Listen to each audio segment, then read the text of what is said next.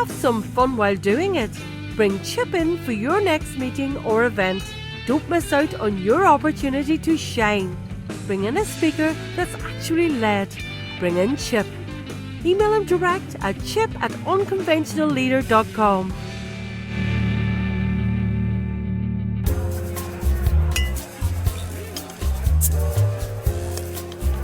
It's Leadership Happy Hour, the podcast for the busy professionals who want strategies that work from people who have actually led.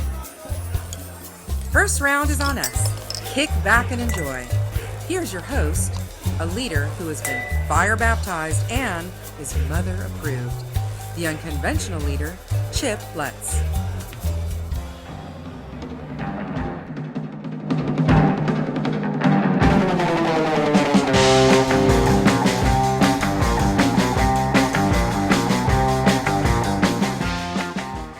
Ready for another action-packed episode of Leadership Happy Hour, my favorite time of the week and maybe yours too.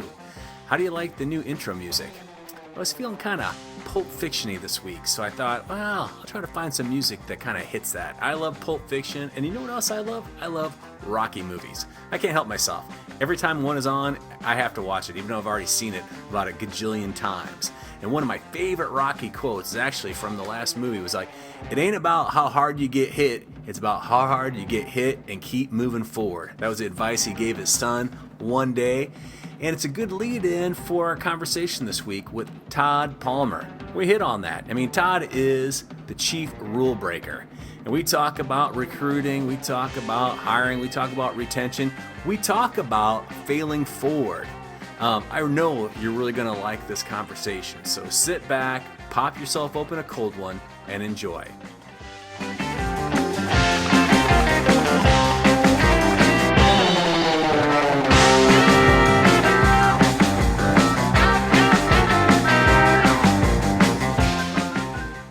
Well, hello, friends, and welcome to Leadership Happy Hour. This is Chip Lutz, the unconventional leader, and today I got to talk to somebody I think is a kindred spirit. Absolutely. Reading somebody shot me an email. It's like, hey, you should have Todd Palmer on the show. I went through his website, looked at it, I was like, man, this guy is a guy after my own heart. You know, I'm an unconventional leader. He is the chief rule breaker. And I was like, that is a marriage made in heaven.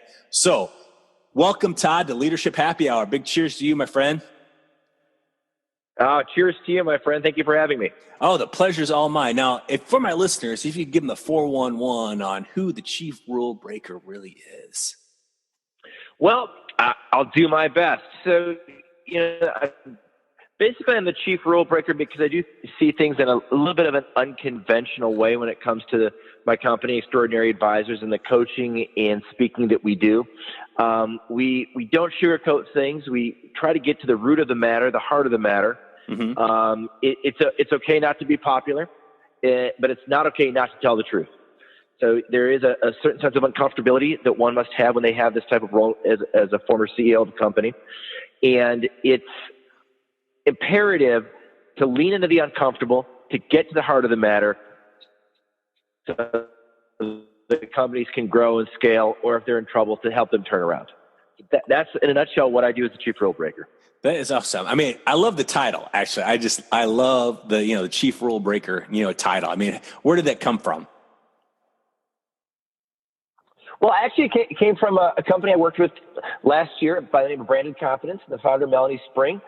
She and I were having a conversation no different than what we're having today. And she's like, you are the chief rule breaker. You don't worry about sugarcoating things. You want to get to the heart of the matter. You want to break the rules to make things better because you realize that there's a huge amount of corporate mindset, corporate group think that people get into and companies get into. And so she's actually the one who tagged me with the chief rule breaker. So I owe Melanie Spring all the credit for that. That is awesome. That is great. Like I said, it's one of those titles you read and you're like, man, why didn't I think of that? That is a fantastic title. So I had title envy. I'm just saying. Well, you know what? And the nice thing about it is that the size of my title doesn't really matter. It's more the power behind it. Said every guy ever. So, exactly. Well, I'm happy to have you on the show. Now, I just want to ask you like a random question just to get our conversational juices flowing. So, you got brothers and sisters? You know what? I actually have an older brother, and I had an older sister who passed away a few years ago. So I am technically the youngest in my family.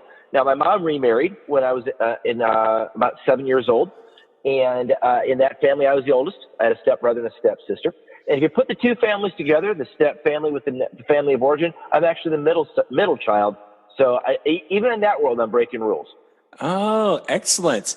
All right. So I'm going to ask you your older brother. All right. So when you were growing up, what was the most terrible thing your older brother did to you that to this day, you're like, someday I'm going to get him back for this? Well, the thing of it is my brother is 12 years older than I am. So he's significantly my older brother.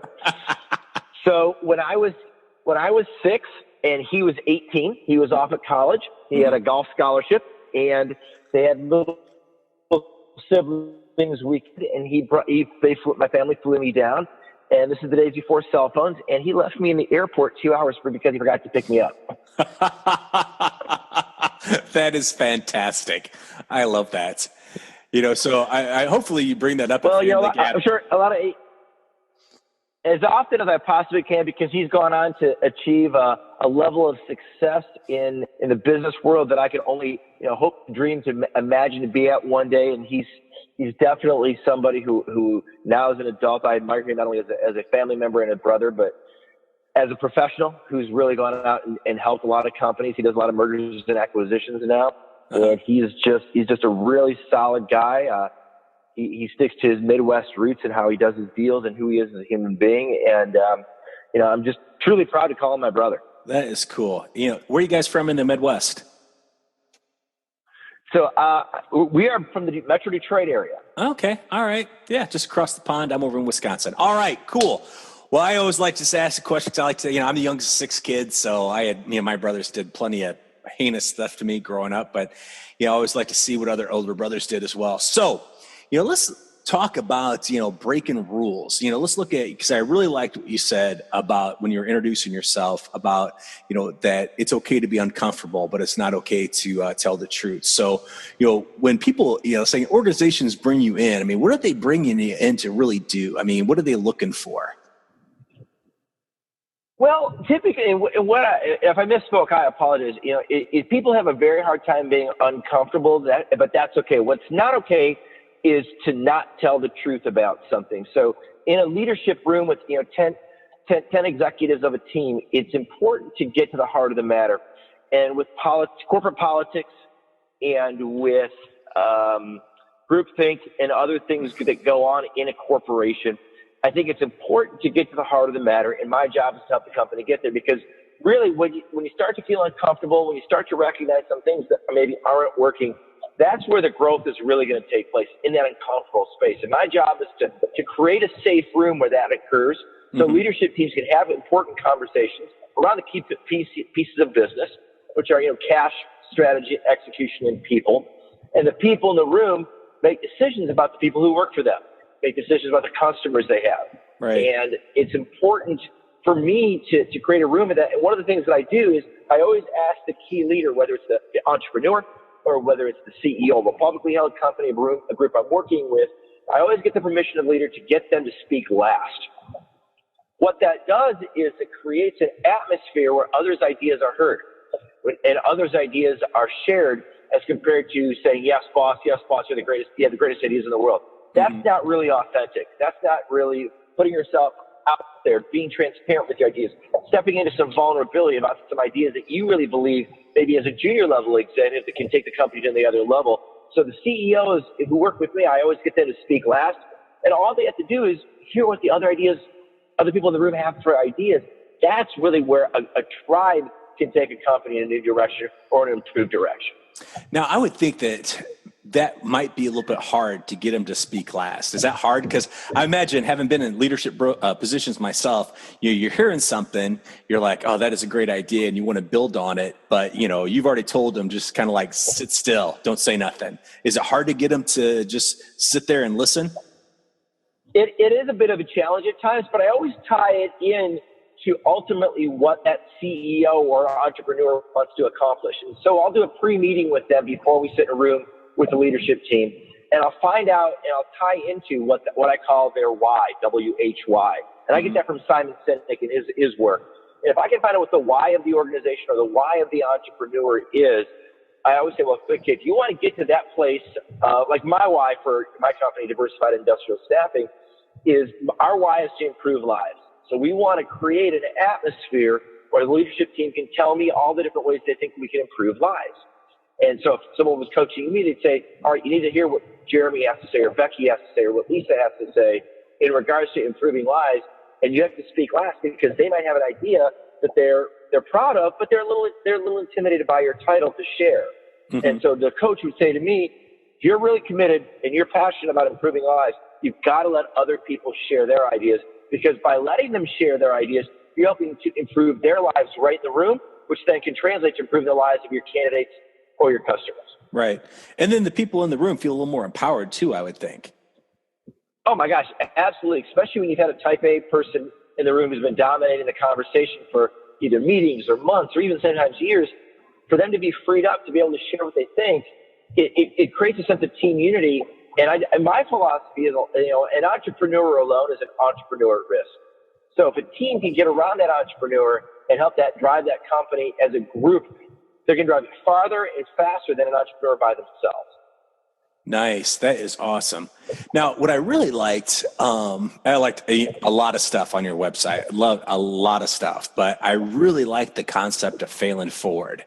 I mean, and I was hoping that if you would indulge me, we could talk a little bit about that today, because I look at failure, I think very parallel with you, that it's integral to being a success. And I just wanted to see, what you thought about that and delve a little bit deeper. Is that cool? Can we do that? Absolutely, because I'll tell you what, I suffered from imposter syndrome for many years, and I feared failure. So any kind of conversation you want about how to pivot your mindset out of that or how to embrace failure, I am all for that. Yeah, let's start with that whole imposter syndrome, because I've been there too, brother. Let's do it. What is it? How do you get past it? Yes. Well, I was immersed in it. So when I started my company in 1997, I was 27 years old.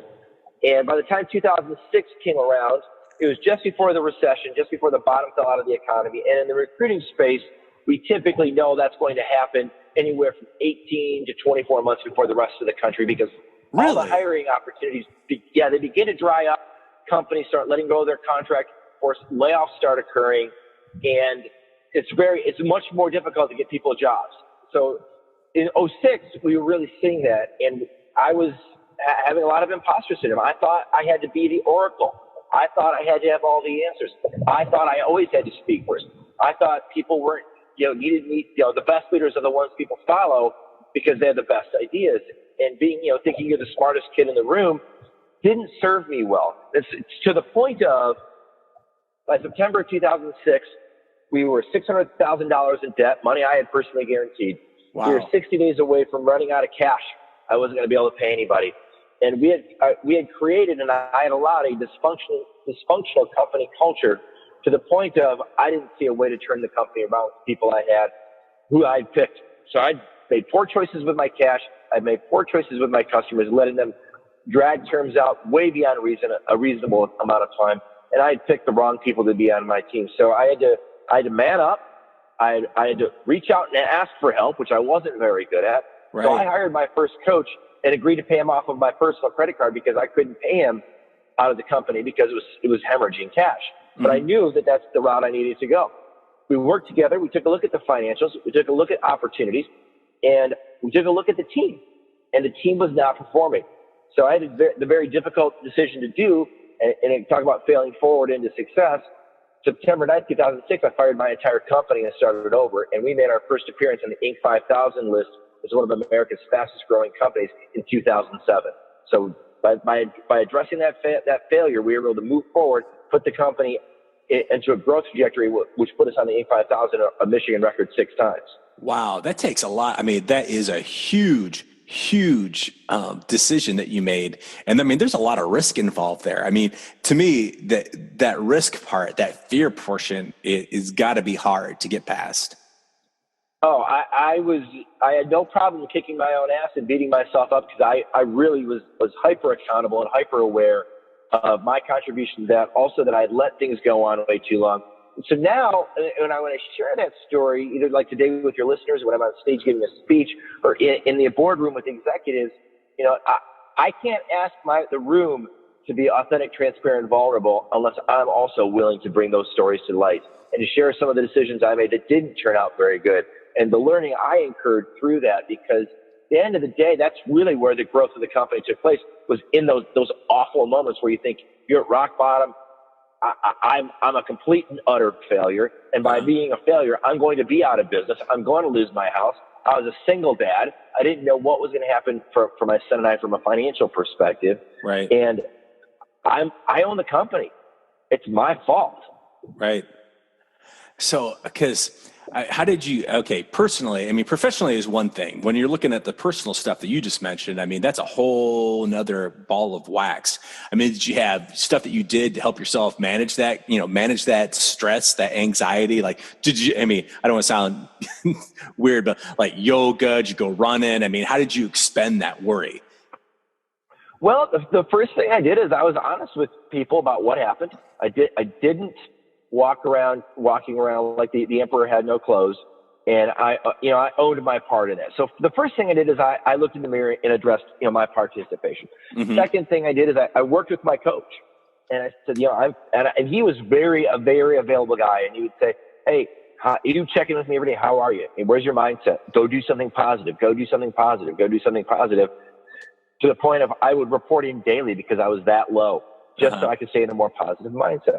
I took up running and exercise to make sure that I was taking care of my body and making sure that I was of a clear mindset, because the last thing I needed was drugs or alcohol to impact how I was processing things. Right. And last, one of the things that I really thought was important is I role modeled for my son the man I wanted him to grow up to be. And that was a man of accountability and responsibility, because one of the options I had at my disposal was to file for bankruptcy. I got to bankrupt the company, started over with a clean slate, and discharged all that debt to my vendors, to my bank, to other parties. But that to me wasn't the right decision to make. Mm-hmm. And I felt that, for my son to understand that, I would talk with him about it. And here's the decisions I'm making. Here's why I'm making those decisions. And yeah, there is an easier way out. I could just discharge all this debt to other people. Mm-hmm. But I made a promise to these people. These people believed in me and they bet on me. I owe them their money back if I can possibly find a way to dig out of this. Right. Yeah, I really like that you brought out the part on looking for the positive every day and, running, because I'm a firm believer that in order to really be on point and be there for your team, you've got to lead yourself first. You absolutely have to. Well, go ahead. I think you're right. I think it's a matter of, everybody's going to have a crappy day. Everybody's going to have a tough go of it. I don't know one entrepreneur who's ever hit it out of the park every single time. Yeah. I'm a huge baseball fan, for example. I still can play competitive baseball. And, it's difficult sometimes when you're in a slump. But the greatest hitters in baseball history are successful 3 out of every 10 times. That means they failed 7 out of 10 times. Wow. And I always remind myself that, in Detroit, we've got Miguel Cabrera. Before him, we had Al Kaline and other great players who, Hall of Fame careers, they failed 7 out of 10 times. So, it's a matter of really taking a look at that. Yeah, that is a great perspective to have, that everybody's going to fail along the way. You can't expect to be perfect on the get-go. And then the key really then is how you're going to keep your attitude in check, and then how you're going to harness the learning from those failures. I mean, do you have a process for that? I mean, what do you go through? I do. I actually do have a process I go through, and it's one of the key points of my failing forward speech into success. And I actually gave the speech a couple of weeks ago up in Toronto to the first time to a non-group of entrepreneurs and CEOs. And I had a young man come up to me. He was 9 years old, and he had created this incredible diagram of what failing forward looked like to him. And they had 20 boxes with the word F on it, and they just linked like a chain. And at the end, he had an equal sign, and he had a big box that equaled success. And he said to me, thank you so much for teaching me that I have to fail so many times to equal success, because I thought if I just tried once and it didn't work, that I was I failed, hence I was never going to be successful. And this 9-year-old, I mean, he just got it. Like, holy cow. And really, it very much starts with your mindset. And then you pivot off of that mindset to your intention, not expectation. And the intention comes down to, I intend to do well, not that I expect to do well, because you can't have an expectation like that because so many outside factors. Going back to baseball, I can square up a ball, I can hit it as hard as I want, I can hit it right at somebody. My intention was to get a hit, but you know what? It didn't work out. But I did the best I could. I hit it as hard as I could, but the defense was there. So it starts with the mindset. It starts with the intention, not the expectation. It talks about laying out that strategy. Then I lay out how I'm going to execute against that strategy, and I leave room at the end to fail forward. So I'm going to try the strategy. If the strategy doesn't work, then we're going to try something else, and we're going to try something else. We're going to try something else, and recognizing and embracing that entire process is a big flywheel, and it just continues to go forward. And you take a look at a tech company like a Microsoft or even an Apple. They're constantly failing forward with their products and their softwares, because that's how tech works. Tech is really good with failing forward in the success where a lot of other businesses aren't. So I had to embrace really that tech mindset, that thought process that you fail forward and you learn and you iterate. The worst thing to do is to fail.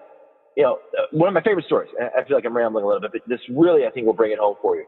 Good. And I always ask my audience this, that, you know, everybody's, especially here in the Midwest, right? We've all heard of Kentucky Fried Chicken, KFC. But most people don't know that Colonel Sanders, didn't even attempt to sell his first franchise until he was 65 years old. And he went on 1,009 appointments before he got his first sale. Really? So I always say to people, I always say to people, can you think of anything in your life you're that passionate about that you're willing to fail forward 1,009 times to be successful? Because if he didn't make that first sale, within 10 years, he sold 600 franchises. Within 20 years, he was global. Right. I did not know that about Colonel Sanders. 1,009 times. That is insane. You just think, you know, if he had given up at 1,000 or 1,008, you know, he'd be like, screw it. I'm not selling chicken. I'm just, you know, that's amazing. I can't, I mean, that kind of stick-to-itiveness is impressive. And, you know, you did that over about a year and a half time frame. So you're being told no, essentially 3 to 4 times a day for an entire year. Right. That is crazy. Now, what I really like when you were going through your process there, the distinction you made between intention and expectation, which was just like, you know, kind of like almost a mic dropper moment for me, because a lot of times we focus so much on expectation and then we get all upset when our expectations aren't met. Oh, I couldn't agree with you more. I was recently in the dating world for the first time in over 15 years. And it was interesting to go on dates. And I would, you know, meet a nice person, have a fun meal. And I would throw that intention versus expectation thing out there. And women would just be like, what the heck? You're like a little unicorn. You're really a different kind of guy. And I'm like, well, you're a unicorn. Oh my God. I'm a unicorn. And I would say to them, you know, so what are your expectations? Like, my intention is that we're going to have a really nice meal. My intention is that we're going to have a really great conversation. Mm-hmm. Well, you don't have expectations? Like, no, it's never served me well. Mm-hmm. Really? Yeah, because if I expect that I'm going to have a second date or I expect a good night kiss, well, you're going to pick up on that as another human being. My energy is going to be putting that out there. Right. So my intention is we're going to have a really good time. And people would relax and they would be real and they'd be authentic and transparent. And you meet really cool people. You're not always going to have that magical kumbaya moment. Right. However, if you can have a great conversation with somebody, meet a new person, leave a great impression with them, you know, so it goes back to my why. I've improved their lives. They may have learned something new, or I learned something about them, or we had a great laugh, or whatever. Doesn't mean we have to have a love connection. Chuck Woolery doesn't need to come on stage and give me a 2 and 2. No, it's all fine. But if I have the expectation that it's going to go somewhere and it doesn't, well, then I leave disappointed. She leaves feeling weird. She feels weird. And you're not a unicorn. You're a creepy troll. Hey, so exactly. Yeah. Yeah. And I would think that the whole intention piece would have to, like, I was just, when you were talking about it, it just made me think that it couldn't help but make me be more in the moment. If I was looking at attention in my business, in my personal life, that if I'm not focused on expectation on tomorrow, but I'm looking at intention, I can't help but be more in the moment and more present. It absolutely couldn't agree with you more. You've got to be it forces you to be in the moment because, you're listening to absorb. You're listening to understand. You're listening to connect. You're not listening to respond. Right. So I'm going to listen to respond, and I'm going to try and pivot you to get you to do what I want you to do because I have an expectation. Beautiful. I mean, that's, like I said, when you were talking about that, it was like a mic dropper moment for me. I was like, wow, that is a great, great distinction. And I appreciate you sharing it. And I know that my listeners are going to dig that too, because that's like a critical thing, something, we might take for granted, but something really that is so, so different in mindset. So different. Well, and I think that thought process and the fail forward thought process, certainly it can apply to dating, but it can apply to business, but it also can apply to family. And, and I've shared this story with my son, when he was in school, he's 27 now. When he was in school, I would look at he would get 5 A's and 1 B, and I would only talk to him about the B. So I didn't help him play to his strengths, which doesn't help. Mm-hmm. And it was like I had the expectation he was going to get all A's. Well, that's putting a lot of pressure on a kid, first of all. Secondarily, not everybody's good at everything all the time. Right. But if he has the intention of doing his very best, and maybe English isn't his greatest skill, but he did his very best, his intention was, and he lived up to that intention, then his relationship with me is going to be better. I'm going to do a better job of listening to what his struggles are. I'm going to do, as compared to, I expect you to get all A's. I expect you to do this. I expect you to do that. Well, that's an awful lot of pressure on any kid or any spouse or any employee. Yeah, any team member, absolutely. I always tell people that the best present you can give your team is actually to be present. Actually be present. Correct, exactly. Actually be present in the moment and really listen to what's going on. That's fantastic stuff, man. I was when you were talking, I was like, wow, I dig me some Todd. You were jacking me all up. I'm digging this. So, yeah. Another thing, we were talking a little bit previously, I mean, before we got on the recording here for my listeners, is that, the changing landscape of, hiring, and that it was really interesting when you were telling me about that you would know 2 years prior to the economy going bad, that you guys knew in the staffing world. That just floors me. I did not know that. What do you see as going on right now? Because it's just it seems like the economy's doing well, unemployment is low. I mean, so what's going on? What are some of the struggles out there for, leaders and trying to get, good talent? It's funny. I'm actually getting on a plane tomorrow night to go give this very speech. And it's a nightmare. The battle for talent is real. And it ties into several factors. The first factor is the baby boomers are leaving the workforce. Right. Now, maybe not leaving as quickly as we thought they would because of the recession, but they are leaving. Secondarily, you've got the lowest labor participation rate in over 45 years. You've got 100 people in a room 45 years ago. There were more of them working than if you had 100 people in a room today. Mm-hmm. It's a historic lows. Third, you plug in the gap between the skills that are needed versus the skills that are out in the marketplace, and it's a candidate-owned market. If you've got great skills as a candidate, you can go out and make a good living, and you can go out and basically name your price within reason. And so many employers think an employee should be just happy to have a job. They should be happy to be working for me. All those things. That's outdated thinking. And if you're an employer and you think that, a recruiter or someone else is going to take that person away. And the last thing, and this is the scariest part, when you look at the continuum of the employment spectrum, millennials, the 18 to 29-year-olds, are running at a nearly 13% unemployment rate. Really? So if the country's at a 4% rate, the subsection, the group we think is going to be coming in, are the lowest number participating per sector. So you've got all these different data points tying into this battle for talent. I did not know that percentage. Why is that that rate is so much higher?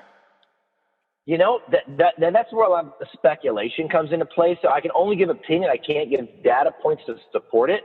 But you're out there. So I mean, you'd be able to speculate better than anybody. I'm interested. It's painful. It's painful. We deal with this every day at the recruiting business.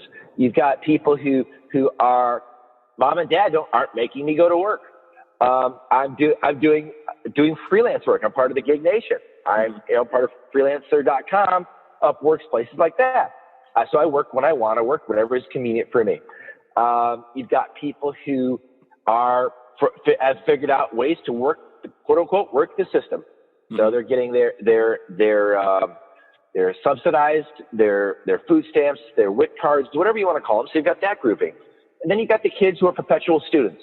So they're not working because they're quote unquote in school, even though the 4-year degree is now taking them 9 years. So you've got that group. There's all these different categories of people who either don't want to go to work or don't have to go to work. So they're not refilling the shop floors. They're not refilling the restaurants. They're not refilling the retail. They're not refilling the traditional jobs because they don't have to. Right.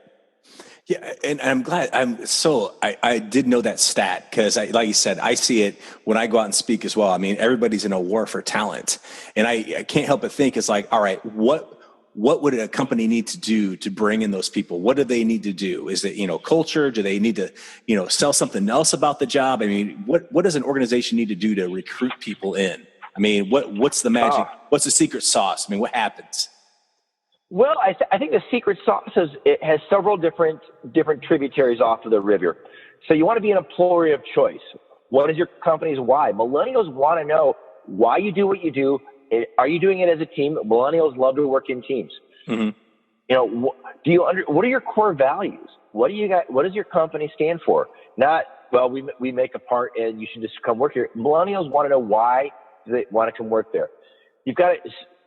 The number one source for employees still is your current workforce. Don't forget that. It's smarter. I tell my clients this all the time. Smarter to offer a $2,000 bonus to your employees to refer their friends as compared to pay me $8,000 to go recruit somebody from your competitor. It's, what is your hiring process? How do you bring people through the system? What are your benchmarks? What are your KPIs for that position internally? Whether it's an HR manager or a hiring manager or a department manager, how are they doing it?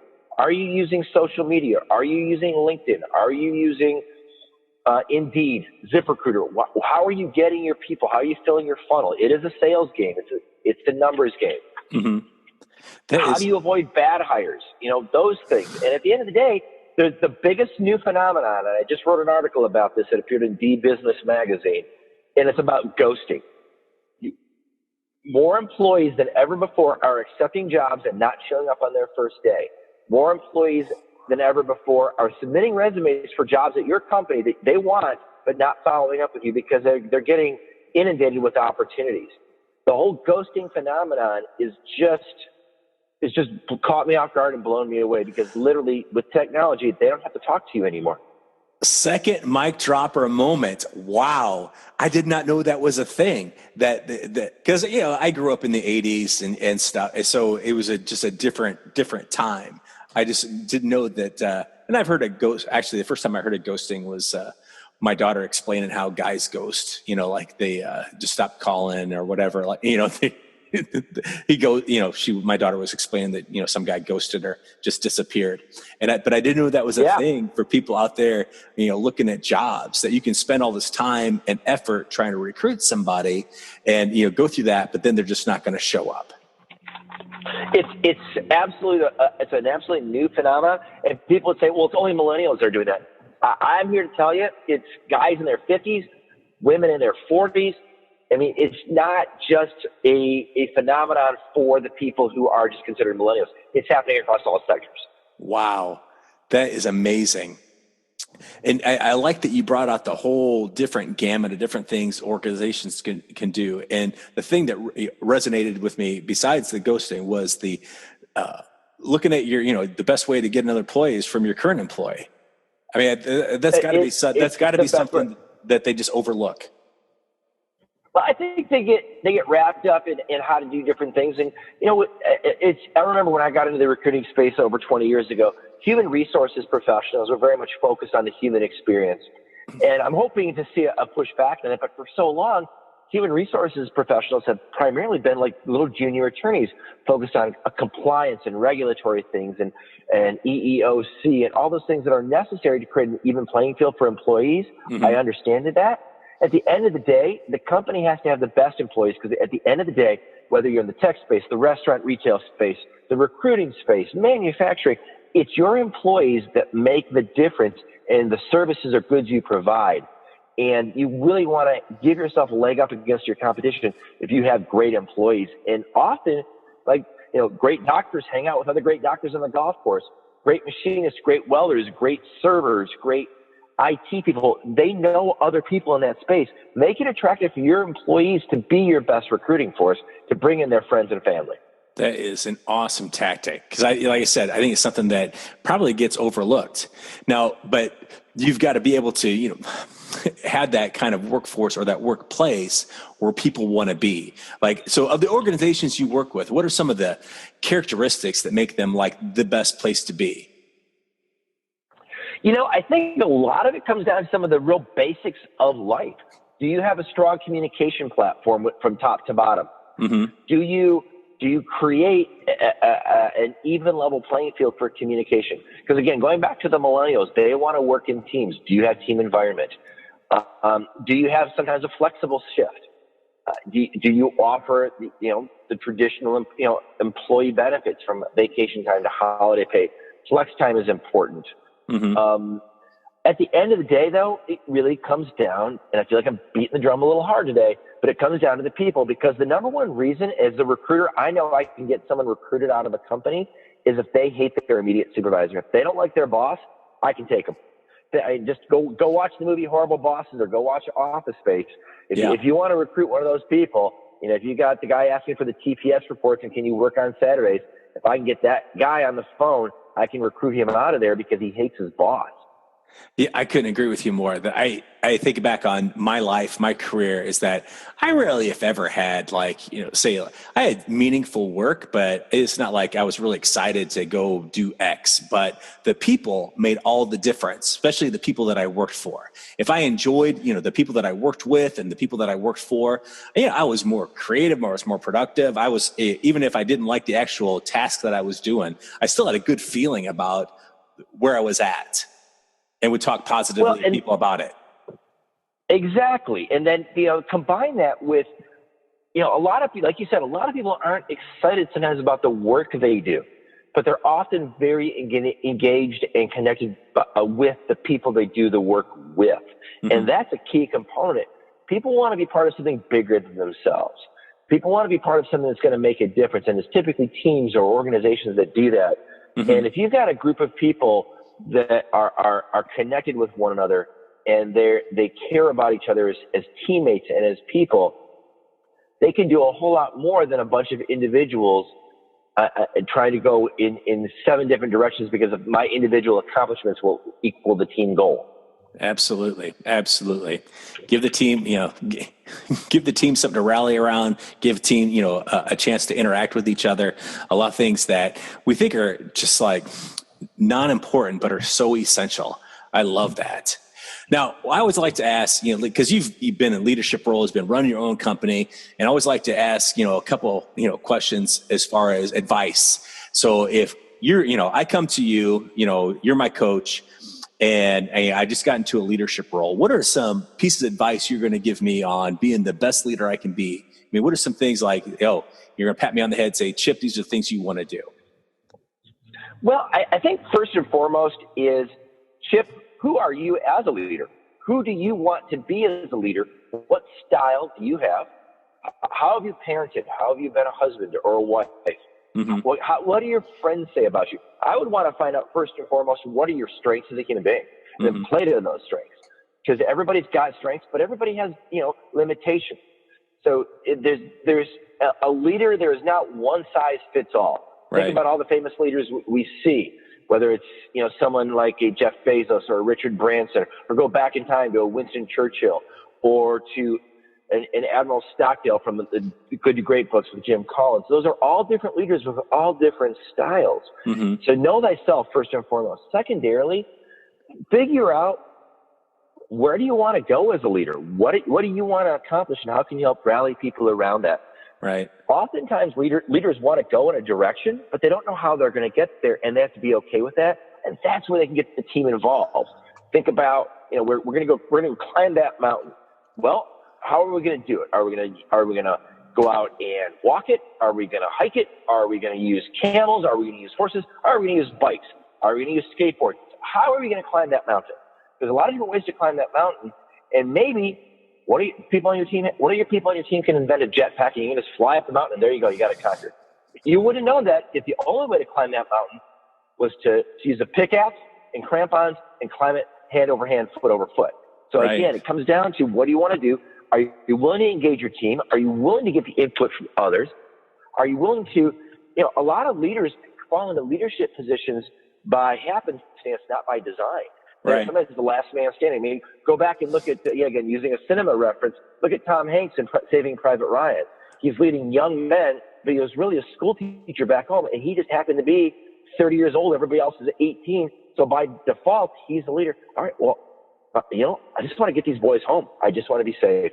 Yeah. That's his end goal in mind. And how does he do there, and how does he get them to go there? And I like when you're giving your mountain analogy, that and tethering it back to what you were saying earlier, is that you wouldn't know that person knew how to build a jetpack unless you shut up and let them talk about the overall, this is what I bring to the table. A great book for your listeners to pay attention to is The Great Game of Business by Jack Stack. And he tells a story about how he turned around a company, and his best idea came from his janitor. And he only got that idea from his janitor because he was transparent, open, and vulnerable about the financial status of the company. Nice. I'm going to try. I'd never heard of the book, but I'm going to get it. I'm going to put it on my list.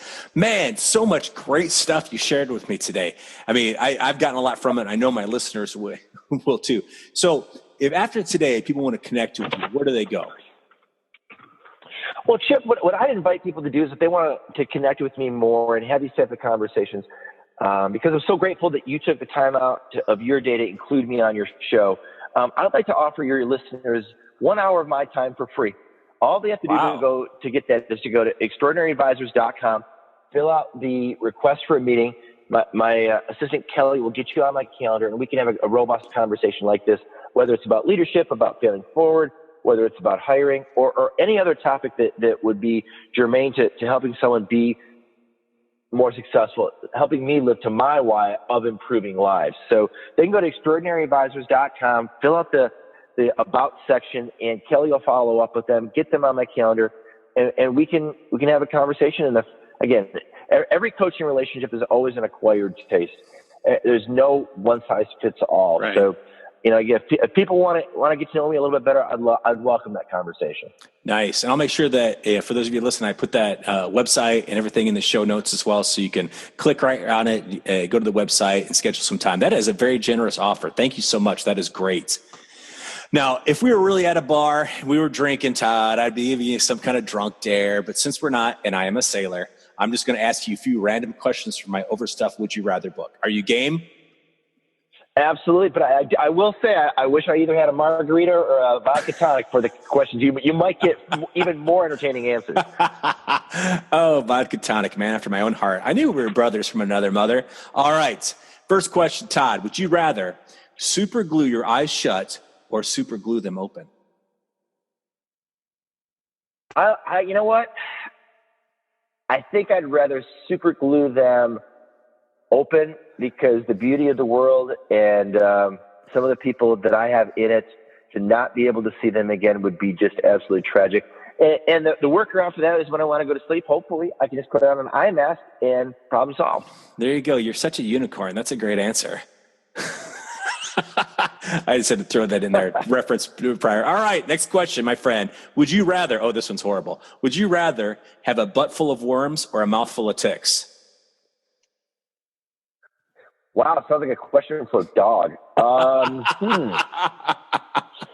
I guess I'd rather go with the butt full of worms because I'm just hoping nature will take its course and eventually it'll work its way through, or some poor doctor will take pity on me and get me penicillin or whatever the cure would be. Whatever the cure. Just give me a cure. Please, doc, please. That's awesome. All right, last question, my friend. Would you rather drink a gallon of used hot dog water or a shot glass of someone else's foot sweat? That is a unique one. I just opened the book, buddy. That's where they go. That's well. If I could pick the person, well, you never know. I think for simplicity's sake, because we're pressed here for time, I'll just go with hot dog water and leave it at that. There we go. I would too, because I like hot dogs, and it's probably a little more sterile than somebody else's foot sweat. Well, hey, I really appreciate the time you took with me today. I've gotten a lot of value from our conversation. It really gave me a lot of things to think about. Thank you so much.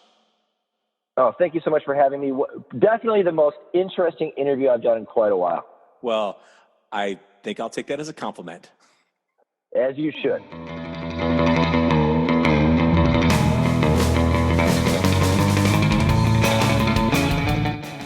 How cool is Todd Palmer? Great content, and he offered an hour of his time for our listeners. I'll make sure that I put the link to his website in the show notes so you can connect with him and sign up. I'm also going to encourage you to go to my website, unconventionalleader.com, sign up for my monthly newsletter, get some free stuff, Free, free stuff, love it! And you got a question, comment, email me. Until next time, this is Chip Lutz, signing out.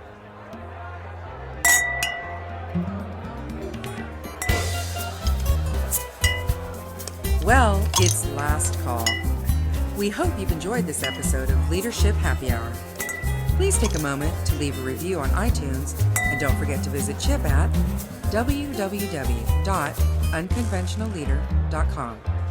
He'd love to hear from you and about you, and know what you'd like to hear on the show.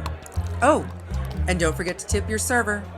Until next time, cheers.